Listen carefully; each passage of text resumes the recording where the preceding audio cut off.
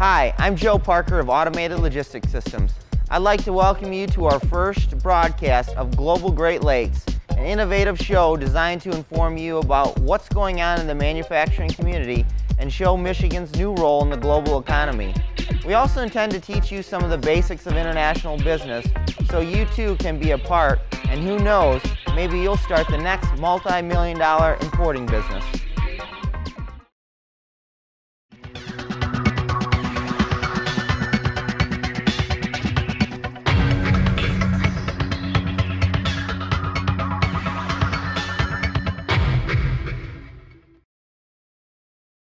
Well, Parker Motor Freight started as a small little company in Boyne City, Michigan with my grandfather, Harry Parker. And my grandfather started hauling groceries and lumber between Petoskey and Boyne City and East Jordan. And it kind of grew into Traverse City and Cadillac and Grand Rapids. And then we expanded statewide in the late 60s. And then we went interstate up to 7 states back in 2000, had 15 terminals. And we were what's called a less than truckload carrier. And that means is that we didn't have one shipper's good on the whole trailer. We might have had 30 or 40 different people's shipments on, and usually the shipments were around 2,000 pounds average. My grandfather actually died in 1947 in a car accident. And so my grandmother, his wife Lucille, when probably most people would just shut the company down and dissolve it, she decided to keep it rolling, and she had a huge place in her heart for her employees. And so Lucille Parker actually became the president of Parker Motor Freight and was one of the very few women CEOs of her day, let alone being a woman president of a trucking company. My grandma was one of those workaholics. She was, would sleep, get 2-3 hours of sleep. She always volunteered at the church, but she always found time to make sure the company was going. And Parker Motor Freight basically ran the freight from Grand Rapids all the way up north through the Petoskey. Basically the northern western half of Michigan, or the Mitt, is basically where we was our niche. Highly competitive, and we had a tough time making money with that when the state of Michigan deregulated. And so finally, we just got to a point where we said, hey, let's just get out of the less than truckload business and let's get into the logistics business, which is non-asset based. There's no trucks or trailers or drivers, but we're really a freight arranger. And so that's what we did when we got out of the trucking business. Meeting a lot of the retired drivers, you hear nothing but good things about Parker Motor Freight.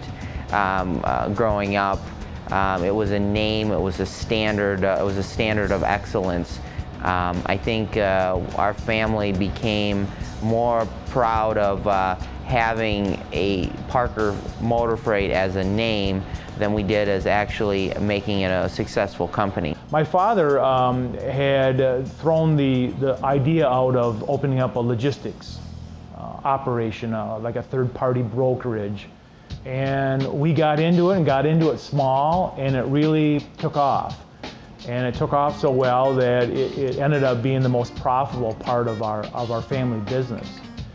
We had a warehousing operation in Grand Rapids called AWC, Automated Warehousing Corp. And the reason we called it automated was we wanted to be first in the phone book in warehousing. Well, back in the early 80s, the economy was tough back then too, and we sold our warehousing operation, but we still had AWC around as a shell corporation. And so when we came up with the concept of the logistics business, we just had that company, so we looked up Automated Warehousing Corp and Automated Logistics Systems. So that's where the ALS comes from. And so the company grew and grew, and we had hired a couple of managers, and one of the managers that we had hired was from the Jackson area. And he commuted back and forth to Grand Rapids. And then when he got tired of that commute, he said, hey, the logistics business can be done really anywhere. How about if I just take it back to Jackson? I know a lot of people there. And so he brought the business here and got it established and hired a lot of people. And we're in Jackson, and now it's the home for our logistics business. Well, ALS always existed. We were basically being limited to the regional with our operations. In the early 90s, we decided that, hey, why can't we expand out and offer services nationwide? And basically what we did is we looked at it and said, hey, we got a good network with Parker Motor Freight that covers all this area that we can pick up and move freight, consolidate freight, and then we can deliver it to our customers outside, you know, our service area or our footprint of what we handle. It's really in a great lane, traffic lane and commerce lane here in Michigan. Freight coming out of Canada, coming to Michigan, or the automotive industry, or going to Mexico, and so we're really in a great place. Jackson offers a lot to businesses, and we're here, and it's our home for ALS. I came down here in 2004, and we had a good staff already developed, and when I came in, I did not want to ruffle the waters, and so I basically came in and started to learn from them and take a look at some of the problems that they were having in doing their job. And it's kind of funny, we were very paper driven. We did not have a database or a computer system that we used to move our loads and orders. We were very print, fax, phone call. And it's funny because we became automated. We found that by taking the human element out of some of the daily practices, we could become more efficient and provide a better product to the customer. Not only that, it also saves you a lot of money by taking some of the workflow and processes out. And so that was one of the biggest areas of my success I had, was starting to automate the business and bringing more technology in. And my employees had a good positive response, and we were able to take those innovative ideas and grow from that. Our repertoire, I think, has expanded from basically truckload stuff to oversized, overdimensional, we put stuff on the ocean all the time, we put stuff in the air, so air transportation has become a huge part of our business as well. And that's, full airplanes down to one skid that we'll put on an airplane. Same with a boat, same with a truck. Our biggest growth recently has really been in the international, and I think Mexico, Laredo, Texas, where we have an 80,000 square foot facility.